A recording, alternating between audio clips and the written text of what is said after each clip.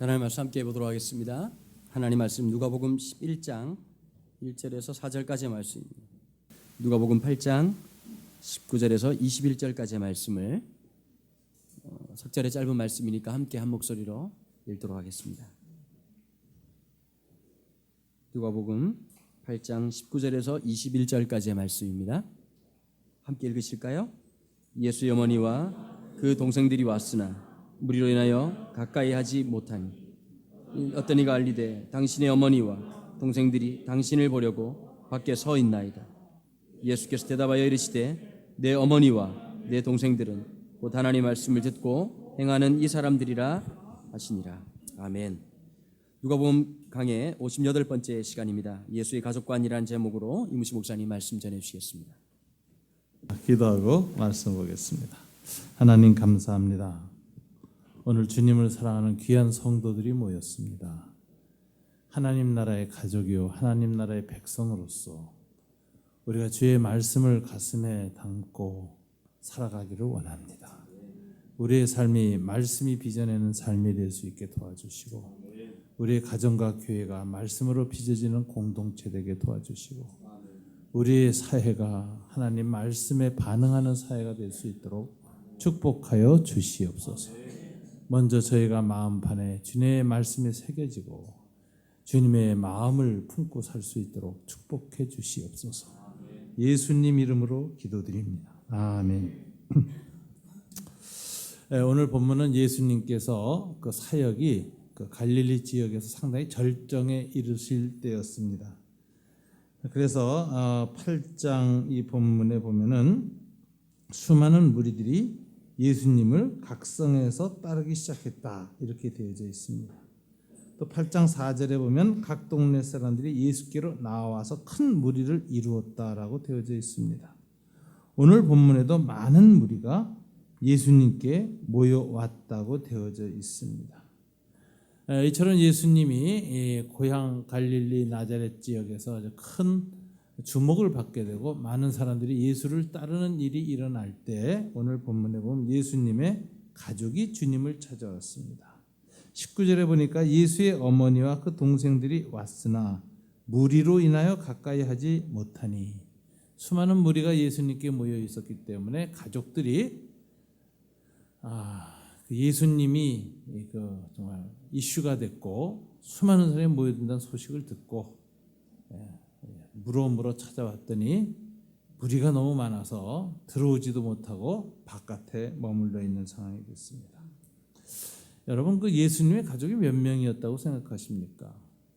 이게 잘 조사를 좀 안 해서 그러는데 사실 초대교회 전승과 그 교회사 또 초대교회 그 전승이 내려와서 이제 200년경에 AD 200년경에 이제 첫 기록들이 나오기 시작합니다. 가족에 관한 기록은 예수님의 가족 모두 9명이었습니다.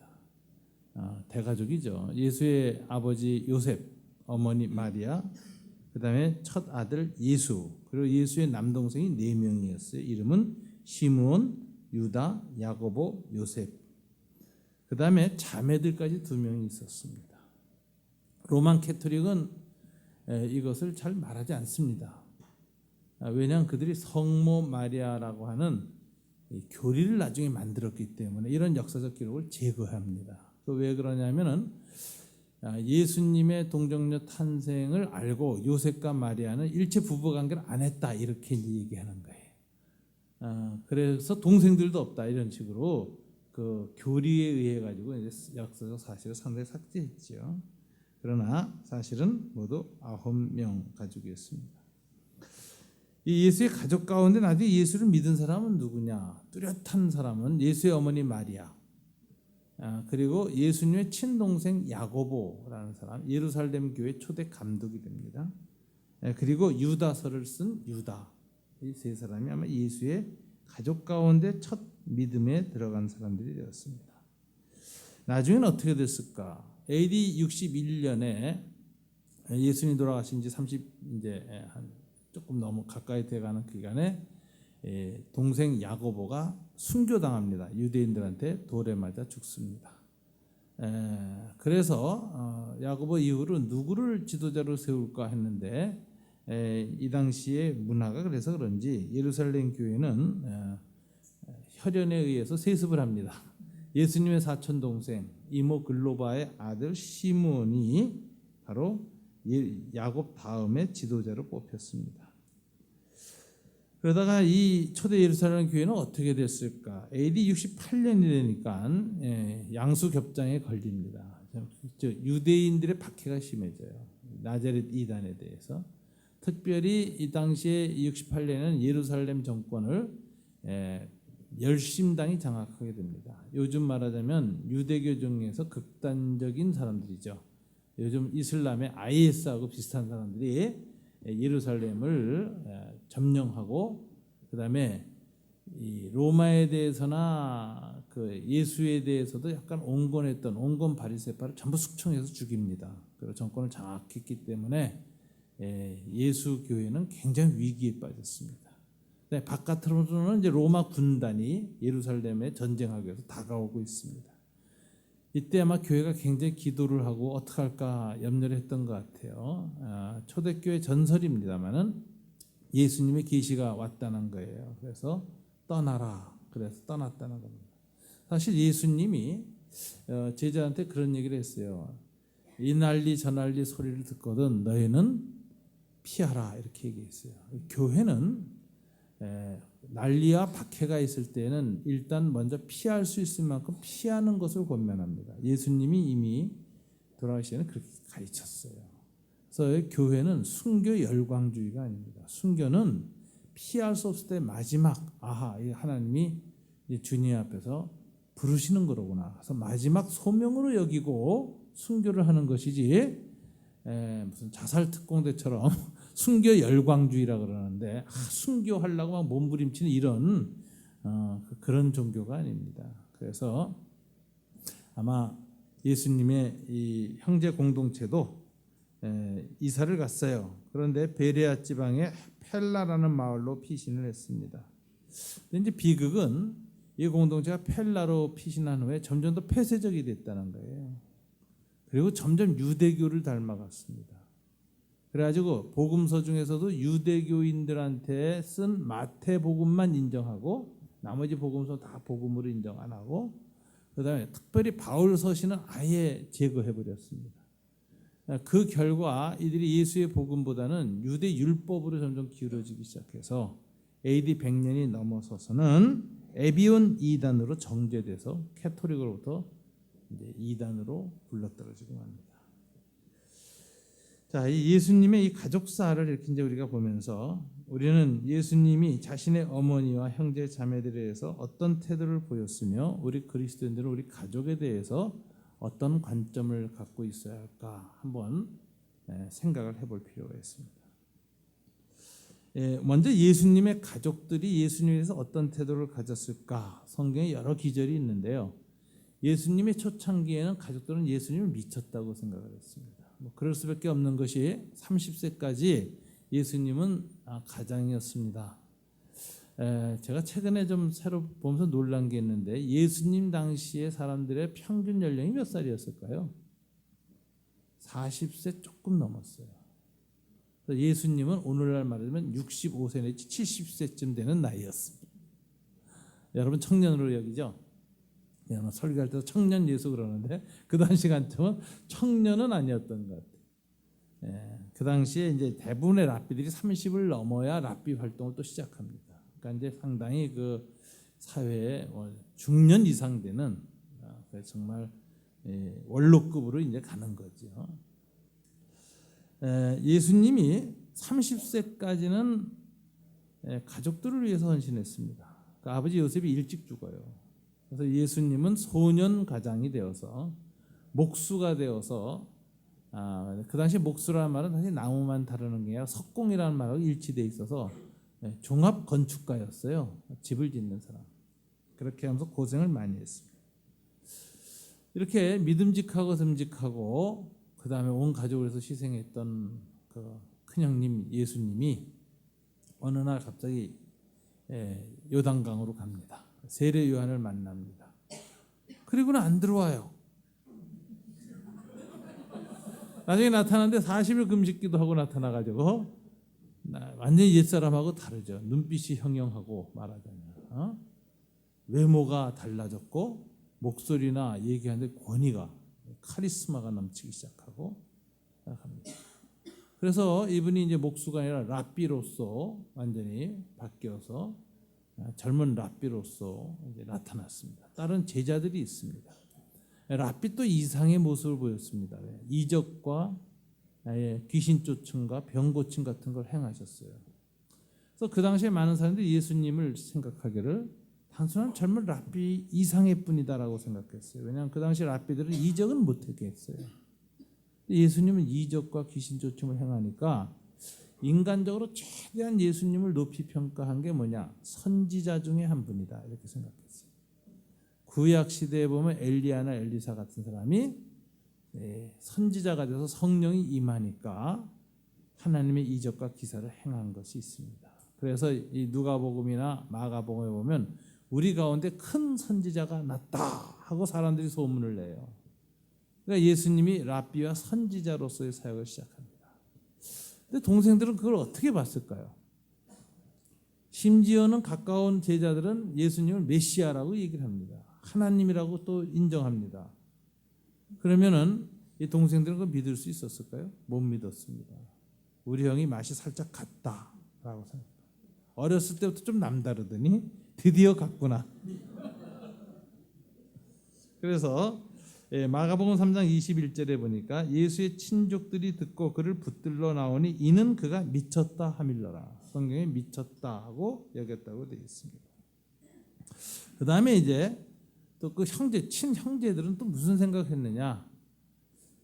자기가 메시아라고 이렇게 얘기하는데 저거 진짜 뻥이다. 그래서 조롱까지 합니다. 이렇게 조롱하죠. 그 형제들이 예수께 이르되 당신이 행하는 일, 이적과 기사나 가르치는 일을 이 유대교의 제자들도 보게 여기를 떠나 유대로 가소서. 스스로 나타나기를 구하면서 갈릴리 지방 총구석에 묻혀서 일하는 사람이 없나니 이 일을 행하려 하거든 자신을 예루살렘 세상 유대 지방에 가서 나타내소서 하니 이는 그 형제들까지도 예수를 믿지 아니함이로라. 안 믿었어요. 우리 형은 미쳤거나 맛이 살짝 갔거나 자기 자신에 대한 과대망상증 환자다 이렇게 생각한 겁니다. 예수님의 이 특별한 부분, 변화된 부분을 이해할 수 있는 사람은 예수의 어머니 마리아 한 사람이었을 것입니다. 그리고 나머지 가족들은 아무도 인정할 수가 없습니다. 이렇게 미쳤다고 믿었던 이 가족들이 예수님에 대한 신앙을 갖게 된 것은 언제가 계기가 되었는가? 성경은 딱 하나 예수의 부활 사건을 체험하면서, 즉 십자가에 매달려 죽은 예수를 장사를 지냈는데 3일 만에 부활해서 나타나기 시작할 때 예수의 가족들은 뒤집어진 겁니다. 정말 하나님이었구나. 정말 메시아였네라는 인식을 시작한 것이지요. 특별히 예수의 친동생 야고보는 사도 바울의 증언에 의하면 예수 부활 사건을 친히 목격한 눈으로 본 증인 아이 위트니스가 되었습니다. 그리고 그가 예수님을 형이 아니라 메시아로 인식하는 일이 일어납니다. 이 일은 어디에 기록되어 있는가? 고린도전서 15장 1절부터 8절에 기록되어져 있는데요. 고린도전서는 예수의 부활하고 나서 25년 후에 쓴 기독교의 첫 문서입니다. 그러니까 마태, 마가, 누가, 요한이 쓴 복음서가 쓰기 전에 고린도전서가 제일 먼저 신약 성경에서 씌어져요. 근데 그때가 예수 부활 후에 25년입니다. 우리로 말하자면 1990년 그 어간에 대한 88 올림픽 같은 거예요. 제가 한 25년 됐죠, 올림픽에서. 올림픽을 눈으로 본 사람 많죠? 여기 대다수 보셨죠? 네. 그런 정도의 시간이 지난 다음에 사도 바울이 고린도서를 쓰면서 이렇게 말합니다. 형제들아, 내가 너희에게 전한 복음을 너희에게 알게 하노니 이는 너희가 받은 것이요 또 그 가운데 선 것이라. 만일 내가 전한 그 말을 굳게 지키고 헛되이 믿지 아니하였으면 그로 말미암아 구원을 받으리라. 내가 받은 것을 먼저 너희에게 전하였노니 이는 성경대로 그리스도께서 우리 죄를 위하여 죽으시고 장사 지낸 바 되셨다가 성경대로 사흘 만에 다시 살아나사 게바에게 보이시고 후에 12 제자에게와 그 후에 500여 형제에게 일시에 보이셨나니 그 중에 지금까지 대다수는 살아있고 어떤 사람은 잠들었으며 그 후에 야고보에게 보이셨으며 그 후에 모든 사도에게와 맨 나중에 만삭되지 못하여 난 자 같은 내게도 보이셨느니라. 이렇게 기록하고 있습니다. 여기 보면 부활하신 예수가 제일 먼저 누구한테 자신의 부활한 모습을 보였습니까? 게바에게 보이시고 베드로입니다. 베드로. 그 다음에 12 제자에게 보이셨는데 그 후에 500여 형제에게 일시에 한 번에 다 나타났다는 거예요. 이거는 언제가 가능할까 보는데 두 가지 케이스입니다. 갈릴리 지역에 있을 때 제자들이 보았으나 혹은 예수신가 하고 의심하는 자들은 있더라. 마가복음에 기록되어 있어요. 그러니까 갈릴리 지역에서 부활한 몸으로 나타났을 때 500명이 한꺼번에 모였을 가능성이 제일 많고요. 그 다음에 가능성은 감난산에서 오순절 전에 승천하시기 직전에 500의 제자들이 볼 수 있다. 이렇게 돼요.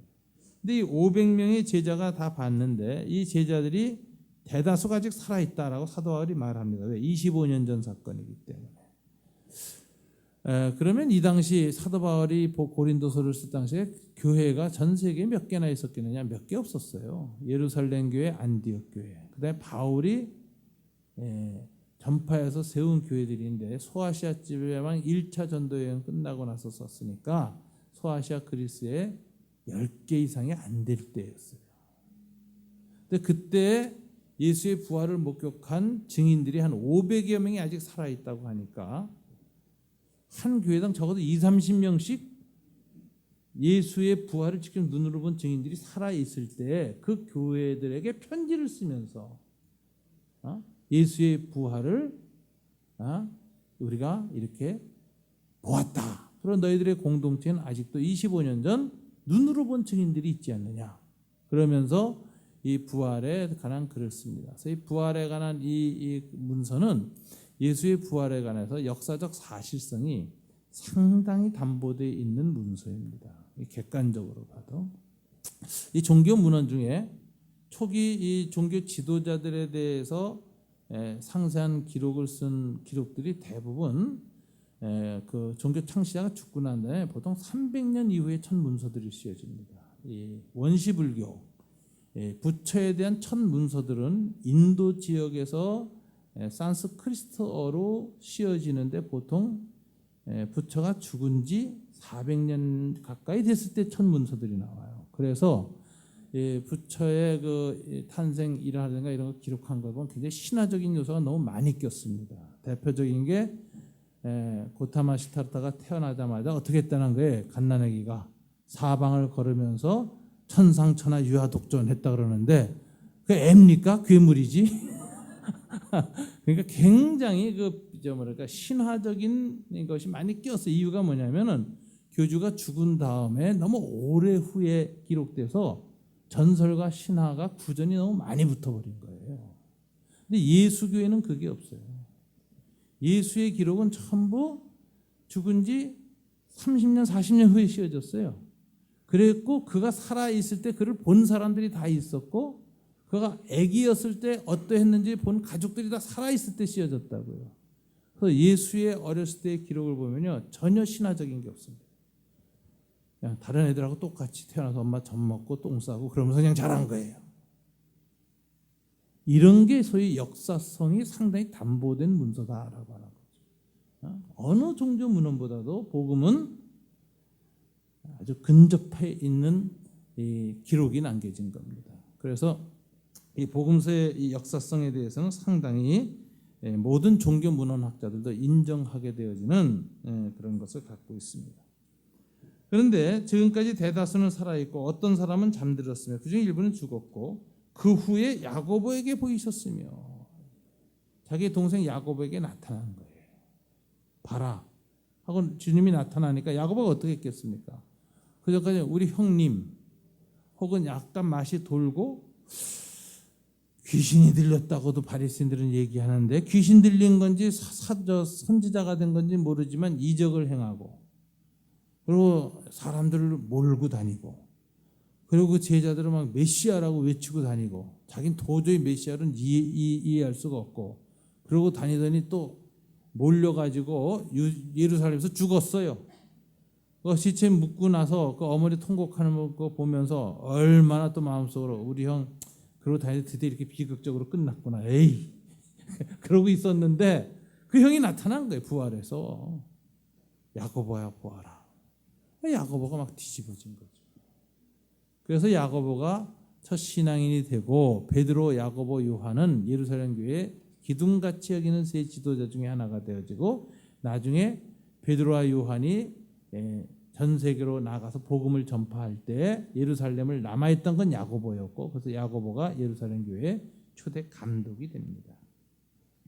그리고 나중에 유다한테도 나타난 것 같아요. 그래서 그 형제 유다가 이제 유다서도 쓰는 걸 보니까 그래서 이 가족들이 다 모두 진실한 신앙인이 된 것으로 여겨집니다. 그러나 이 당시 오늘 본문의 당시에는 불신 상태의 가족들이었고 예수님에 대해서 전혀 메시아 인식을 못하고 있었습니다. 이런 가족들에 대해서 예수님은 어떤 태도를 보이셨으며 또 성경은 가족에 대해서 어떤 가르침을 보여주고 있는가 하는 걸 생각할 필요가 있습니다. 첫째로 성경은 이 가족을 굉장히 중요시 여기고 가족 간의 혈연적 연대성을 하나님의 뜻으로 여깁니다. 성경에 보면 창세기에 보면 하나님은 가정을 직접 창조하신 분입니다. 아담과 하와를 창조하시고 하와를 인도하셔서 둘을 결합시키셔서 주례를 하나님이 직접 쓰셔가지고 첫 가정을 이루셨습니다. 이게 하나님의 첫 공동체입니다. 그 다음에 하나님이 직접 지은 공동체는 두 번째는 예수님의 죽으심과 성령의 임재를 통해서 만드는 교회입니다. 그래서 하나님의 직접적인 손길이 닿은 공동체 가정과 교회입니다. 가정과 교회에는 중요한 연결된 의미가 있습니다. 사도 바울은 나중에 에베소서에서 가정에 관한 얘기를 다 하고 남자 여자 얘기를 하면서도 이렇게 말합니다. 그 깊도다 그 지혜의 신비함이요 하면서 내가 지금 남자 여자에 대해서 말하는 게 아니라 하나님과 교회에 대해서 말하노라 이래요. 그러니까 이 부부의 이 결합과 하나 되는 원리는 그리스도와 교회의 결합의 원리와 같다라고 이 가정에 관한 교훈을 쓰다가 이렇게 갑자기 찬송을 부르기 시작합니다. 이래서 교회와 가정은 하나님이 직접 창조한 공동체로서 내적인 무슨 연결된 원리가 있습니다. 이것을 존 스타트 같은 신학자는 어떻게 표현했느냐? 가정은 축소된 교회요. 교회는 확대된 가정이다. 이렇게 말했어요. 교회와 가정은 하나님 앞에 마찬가지의 공동체다라는 것이에요. 특별히 성경은 교회를 하나님의 거룩한 가정으로 여깁니다. 오늘 예수님이 내 어머니와 내 동생들은 누구라고요? 곧 하나님의 말씀을 듣고 행하는 이 형제들이라. 주님 이렇게 말씀하셨어요. 그렇기 때문에 우리는 교회에 있는 교우들을 우리가 하늘 가족으로 여깁니다. 그래서 교회에서 서로 호칭을 형제 자매라고 부르는 것은 아마 이런 데 연유한 것입니다. 예수님은 가정을 귀하게 여기셨죠. 그래서 그분의 생애 대부분을 요셉과 마리아의 가정의 일원으로 보내셨고 소년 목수 가정으로서 그 책임을 정말 다했습니다. 이처럼 생애의 대부분을 가족을 위해서 봉사하셨고 살아내셨던 이 주님이 공생애를 하고 마지막에는 하나님의 뜻을 따라 죽으실 때에는 마음에 남겨진 분이 있었어요. 자기 어머니. 그래서 십자가 밑에서 죽어간 아들을 보고 가슴을 치고 있는 그 어머니를 보면서 마지막 남았던 부담이 뭐냐? 이 어머니 노후와 자기 사후의 삶을 어떻게 누가 돌봐줄 것인가? 그게 너무 가슴이 아파서 예수님이 자기 제자 사도 요한한테 뭐라고 말하죠? 보라 내 어머니라. 그래서 자기 어머니를 의탁합니다. 여기서 예수님이 하나님의 아들이면서도 육신의 어머니에 대해서 얼마나 마지막까지 최선을 다했는가 볼 수 있습니다. 이런 걸 보면은 우리 그리스도인들은 자기 가족에 대한 책임을 다해야 그게 하나님 앞에서나 예수님을 본받는 삶이라. 어떤 그 부모들은 자신의 이기심, 평안, 쾌락과 야망을 추구하기 위해서 가족을 돌보지 않고 가족을 또는 희생시키기도 합니다. 이런 삶은 그리스도인의 삶이 아닙니다. 우리는 이 가족에 대한 헌신, 사랑, 섬김, 책임에 있어서 최선을 다하고 하나님이 가족을 허락하신 것은 하나님의 뜻이다라는 측면에서 하나님의 부르심이다라는 측면에서 우리는 가족 안에서 최선을 다하는 것이 마땅한 기독교인의 자세입니다. 다만 이제 한 가지 생각해야 될 것은 자신의 가족들이 자신을 메시아로 이해하지 못하고 인식하지 못하는 것에 대해서 안타까워했지만 가족들을 적대시거나 배척하진 않았습니다. 그냥 안타까워했을 뿐이에요. 그러면서 주님은 이 혈연적 가족 관계보다 무엇을 더 귀히 여기셨는가 보면은 이 거룩한 가족 관계, 하늘 가족의 영적인 가치를 더 높이 두셨습니다.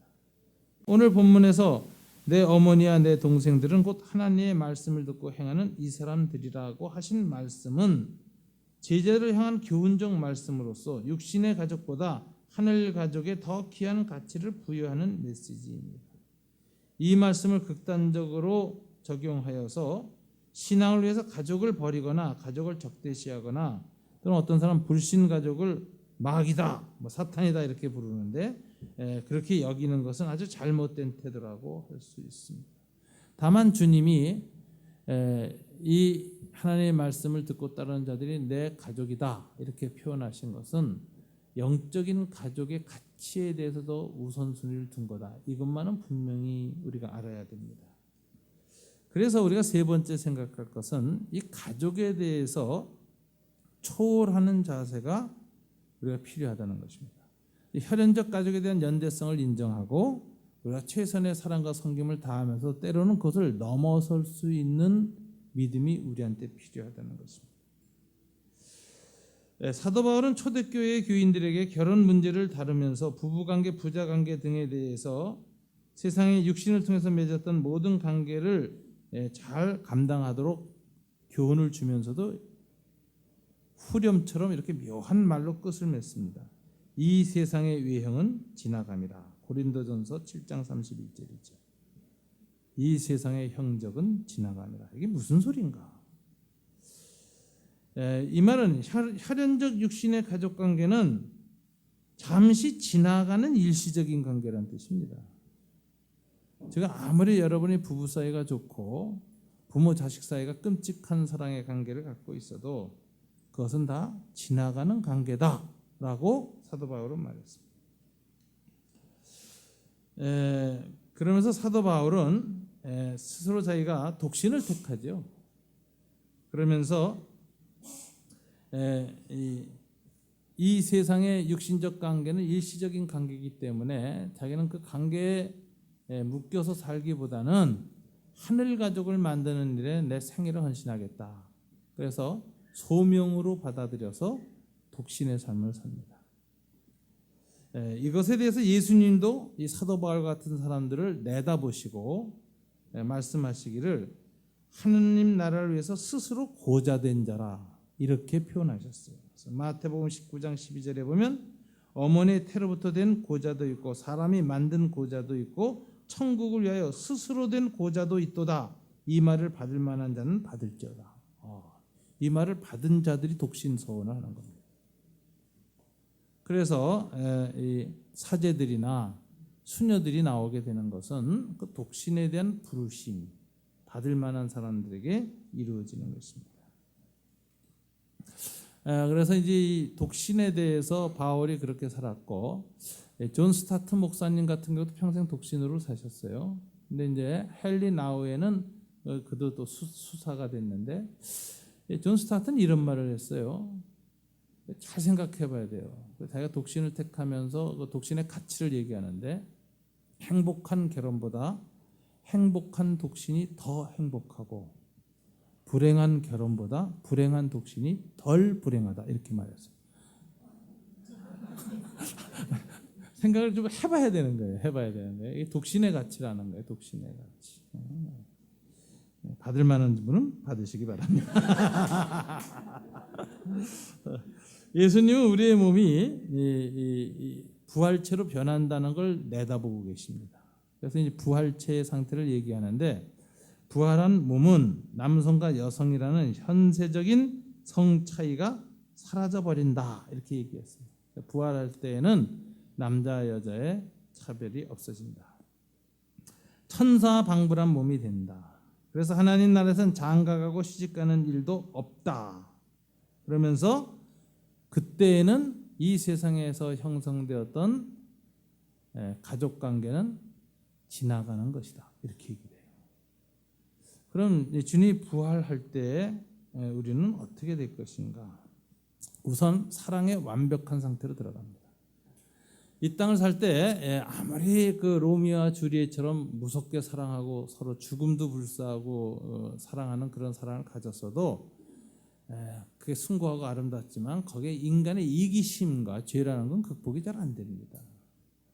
그렇게 딱 죽어서 괜찮지, 같이 살아봤어 봐요. 얼마나 또 서로 이기심과 이것 때문에 고통을 받았겠습니까, 둘 사이에서. 그게 인간이라는 것이죠. 부모 자식도 마찬가지입니다. 부모는 자식을 무한히 사랑하지만 자식들은 또 이기적이에요. 부모만큼 사랑 안 해요. 내리사랑이라 그러잖아요. 위로 안 올라가 아래로 갑니다. 그래서 지 자식은 끔찍하게 사랑하면서 자기 부모는 소홀히 합니다.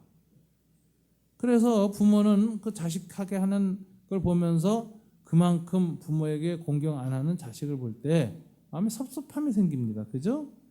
이게 인간의 이기심이라는 거죠. 그래서 이 인간이 이 세상에서 아무리 서로 끔찍 사랑을 해도 이 사랑은 항상 죄가 있고 한계가 있어요. 그런데 우리가 부활체로 변해서 존재가 변하게 될 때, 그때에는 완벽한 사랑이 이루어져요. 그게 가족관계이기 때문에가 아니라 그냥 하나님의 백성이라는 그 자체만으로 완벽한 인간애가 실현됩니다. 그래서 그때는 서로 우리가 하나님의 백성으로서 하늘 형체로 변하여서 서로 딱 완벽한 사랑이 일어난 상태에서는 마치 태양이 뜨면 달빛과 별빛이 떠 있어도 빛을 못 내는 것처럼 옛날 그렇게 절절히 사랑했던 그 사랑이 이렇게 희미한 거예요. 그냥 좋은 기억으로 남을 것 같아요. 저는 제가 부활하고 난다면 우리 아내를 그냥 좋은 기억으로 남을 뿐이지 뭐 이렇게 막 죽자 살자 이렇게 사랑하고 뭐 이럴 것 같지 않아요. 그때 가면 사랑이 완벽하게 모든 인생 가운데 하나님과 천사들과 모든 피조물에 완벽한 사랑이 실현됐기 때문에 누구하고 막 특별한 관계의 독점적 사랑이라는 것은 사라진다, 이렇게 생각하는 거죠. 그래서 그때 가서 제일 억울한 사람이 젊은 베르테르라는 거 아닙니까? 그때 내가 매죽을 샀지 그러고 로미오와 줄리엣도 조금 그렇게까지 할 건 아니었는데 뭐 이렇게 생각했을 거예요. 그래서 이 하나님 나라에서 모든 혈연적 인간관계는 형적 없이 지나간다, 바울이 말합니다. 기억이 있어도 희미한 기억으로 남습니다. 따라서 예수님과 사도 바울은 현세의 사랑에 진실하고 최선을 다했으면서도 다소 냉정함이 보입니다. 그래서 오늘 당신의 어머니와 형제가 왔습니다 했더니 누가 내 형제면 누가 내 어머니인가 이러면서 이 자리에서 하나님의 말씀을 듣고 행하는 자가 내 가족이요 내 형제다 이럴 때 서늘하죠. 그 냉정함이 서늘합니다. 이것을 우리는 초월적 냉정함이라고 부릅니다. 이 초월적 냉정함을 우리가 어떻게 이해해야 할 것이냐 싶은데, 어머니와 형제가 소중하지 않은 인간이 세상에 어디 있겠습니까? 그러나 문제는 우선순위입니다. 인륜이 귀하지만 인륜을 하나님의 뜻 혹은 천륜보다 더 우선하기에 발생하는 불행이 우리에게 많이 있습니다. 인간에 대한 사랑에 대한 지나친 집착 때문에 천륜을 무시하다가 비극을 겪는 인생을 우리는 많이 봅니다. 인간적이라는 구실로 보편적 정의나 공익보다도 사적인 것을 우선으로 하다가 불의가 발생하고 불행한 일을 당하는 가족들을 많이 봅니다. 여러분 셰익스피어의 4대 비극은 다 인간의 애정을 병적으로 집착했을 때 생기는 불행을 그린 것입니다. 인간은 다 그것 때문에 불행하고 다른 사람들한테도 해를 끼치게 되고, 그런 의미에서 때로는 이기적일 수도 있고 집착일 수도 있고 또는 죄에 물들 수도 있는 이 인간의 이 정을 어떻게 온전하게 완성시킬 수 있을까요? 어떻게 하면 형제 자매를 깊이 사랑하면서도 이기심을 극복하고 더 완성된 사랑으로 갈 수 있을까요? 그것은 인간의 뜻보다도 하나님의 뜻에 순종할 때에만 가능합니다. 예수와 그 어머니 마리아가 그 본을 보였습니다. 부모 자식 간의 혈연적 애정을 넘어서서 둘 다 함께 하나님의 뜻에 순종했을 때 모자 간의 혈연적 집착을 초월하게 되고 이 사랑은 온 우주적인 사랑으로 확대됩니다. 그래서 마리아는 우주적 모성이라고 그러는 거예요. 그 모성이 자기 자식한테 온 인류를 향한 사랑으로 바뀌는 거죠. 예수님도 자기 어머니에 대한 사랑보다는 온 인류에 대한 사랑으로 승화됩니다. 이것을 초월적인 냉정함이 오히려 세상의 인간적 사랑을 완성한다. 천류는 인륜을 파괴하는 것이 아니라 오히려 완성시키는 것이며, 그래서 중세 신학자 토마스 아퀴나스는 이렇게 말했습니다. 은총은 자연을 완성시키는 것이다. 이렇게 말했습니다. 이제 결론을 얘기하겠습니다. 우리 그리스도인들은 가족의 혈연적 연대성을 바탕으로 해서 먼저 가족들에게 예수님의 사랑과 섬김을 드러내야 합니다. 그래서 그들에게 복음을 가르치고 예수님을 깨닫게 해야 됩니다. 그래서 초월적 연대성으로 변화시켜야 합니다. 지상에서 잠시 지나가는 형적처럼 맺어진 이 부부관계, 부자관계, 형제자매 관계를 하늘 가족 관계로 바꾸려는 자세를 가져야 합니다. 그래야 영원한 가족이 될 수 있습니다. 만약 그렇지 않으면 어떻게 될까요? 마지막 날에 영원한 영적 분리가 시작되는 날에 하늘과 땅이 나뉘어지는 그 날에는 함께 사랑하는 가족들 사이에서 비극적인 분리와 갈등과 영적 적대감마저도 형성되는 것입니다. 믿는 가족과 안 믿는 가족 사이에 비극이 시작됩니다. 그래서 종말이 오기 전에 사랑하는 육신의 형제 자매들이 예수 그리스도의 안으로 들어오도록 거룩한 연합이 이루어지기를 간절히 기도하며 사랑하며 복음을 전하는 것이 필요합니다. 예수님이 이 마지막 날에 있을 일을 내다보시면서 얘기하셨는데요. 꼭 마지막 날 말이 아니라 현실에서도 일어납니다. 이슬람 지역에서 선교를 하다 보면요, 복음을 받은 가족이 이슬람을 믿는 형제 자매에서 많이 죽임을 당해요. 저희가 그 신년 선교를 통해서 네팔에서 온 형제를 7번인가 8번 수술을 도와줬어요. 그래서 예수를 믿었어요. 힌두교인인데. 그래가지고 예수님을 마음에 품고 돌아갔습니다. 이 친구가 돌아와서 이런 말을 했어요. 나는 한국에 올 때 돈을 벌려고 왔다. 그러나 지금 돈은 벌지 못했지만 더 귀한 것을 얻고 간다. 예수님을 얻었다. 이러고 귀국을 했어요. 귀국해서 고아원을 세웠습니다. 그리고 예수를 믿는 여자하고 결혼했는데 집안에서 쫓겨났습니다. 그래서 그 고아원을 설립하는 것을 도와줘서 지금 고아원이 아주 잘 크고 있습니다. 지난번 네팔 지진 났을 때 신년 선교를 통해서 그 고아원도 가서 고쳐주는 그런 돈을 보냈습니다. 여러분, 우리 가족 안에 혈연적 연대가 아주 중요하고 그 헌신하는 거 아름다운 일입니다만은 그 이상의 관계로 발전시켜야 됩니다. 하늘 가족으로 질적 전환을 시키기 위한 노력을 우리는 해야 합니다. 그래야 이 영원한 분리를 극복할 수 있기 때문에 그렇습니다. 예수님이 이렇게 말했죠.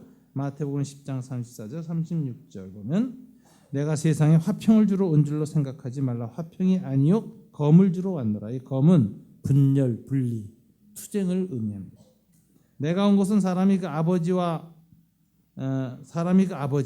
딸이 그 어머니와 며느리가 시어머니와 불화하게 하려 함이니 사람의 원수가 자기 집안 식구리라. 이 말은 현재 지금 그렇게 된다는 게 아니라 이 인간적인 이 관계를 복음으로 하늘 관계로 바꿔내지 못하면 마지막 때 분리의 때에는 종말의 때에는 그렇게 된다는 거예요.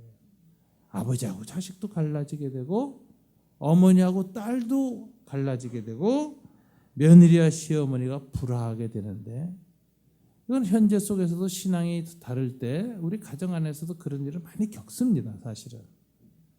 그러나 극단적인 이 분열과 분리, 갈등은 주님의 재림의 때에는 더 된다. 그래서 내가 와서 지금 복음을 전하는 것이 함께 복음을 받으러 온 가족이 함께 복음 안에 들어오지 못하면 오히려 화평이 아니라 분쟁, 검이 들어오는 것이다. 이렇게 얘기를 했습니다. 그날에 만일 사람이 지붕이 있고 그의 세간이 집안에 있으면 그것을 가지러 내려가지 말 것이요 밭에 있는 자도 그와 같이 뒤로 돌이키지 말 것이니라. 누가복음 17장 31절에서 아주 급박하게 종말의 날에 올 것을 이야기하고 또 이렇게 말을 했습니다. 누가복음 17장 34절 35절에 보면 내가 너에게 이르노니 그 밤에 둘이 한 자리에 누워 있음에 하나는 데려감을 얻고 하나는 버려둠을 당할 것이요. 부부가 한 이불 쓰고 자다가 하나는 하늘나라 가고 하나는 못 간다 이거죠. 두 여자가 함께 맷돌을 갈고 있음에 이게 모녀지간이든 시어머니 며느리 사이든 하나는 데려감을 얻고 하나는 버려둠을 당할 것이라 이렇게 얘기를 합니다. 그러면서 주님은 우리가 하나님의 창조의 원리에 따라 우리 가족을 우리에게 주신 것은 그 가족에 대한 사랑과 섬김을 다하라는 부르심입니다. 근데 또 어떤 사람은 혈연적 가족이 아니라 하늘 가족을 위한 부르심이 있는 사람이 있어요. 이런 사람은 천국을 위해서 스스로 고자가 되는 사람이에요. 그래서 독신은 내가 선택하는 게 아니라 주님의 부르심이다. 무엇을 위해서 어떤 가족에게 헌신할 것인가? 혈연의 가족에 헌신할 사람과 하늘 가족에 헌신할 사람도 하나님 이렇게 부르신다는 거예요. 그래서 이것은 아무나 택하고 아무나 이렇게 충동적으로 결정할 것이 아니고 주님의 부르심이 있어야 된다는 걸 얘기합니다. 그러면서 저와 여러분 같이 평범하게 가정을 이루고 살아가는 사람들은 목적이 있습니다. 우리의 가족을 하늘 가족으로 바꾼다. 그리고 언젠가 닥칠 그 영적 분리와 갈등을 미리 극복하자. 그래서 그리스도 안에서 함께 된 가족은 그 안에 칼이 없다 하는 걸 알아요. 이것을 헌신하는 것이 주님이 가르쳐 주신 것입니다. 그래서 우리는 이 가족 관계를 볼 때 최선을 다하고 사랑하면서도 이것은 육신을 갖고 있을 때 있는 상대적이고 영원하진 않은 그런 일시적 관계다. 이걸 알아야 될 거예요. 그래서 저는 저희 집사람하고 때로는 이렇게 볼에 입을 맞추면서도 형제요 하고 부르고 싶을 때가 있어요. 언젠간 그렇게 될 것이다. 여러분 현세 삶에 너무 연연하지 마시고 그렇다고 너무 무책임한 말 하죠. 최선을 다하되 초월할 수 있는 힘을 항상 갖고 살면 죽음도 인간적인 집착도 넘어갈 수 있습니다. 주님 우리에게 그런 초월성을 성령 안에서 허락하시기를 주님 이름으로 축원합니다. 기도하겠습니다.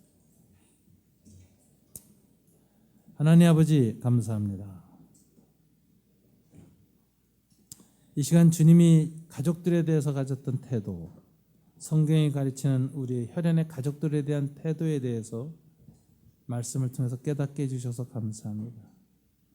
우리에게 가족을 주신 것은 사랑에 대한 부르심입니다.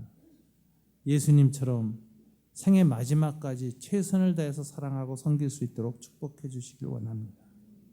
또 그런 사랑과 헌신과 그 다음에 섬김을 통해서 우리 혈연적 관계들이 예수 그리스도 안에 있는 거룩한 하늘 가족으로 거듭날 수 있도록 축복해 주시옵소서.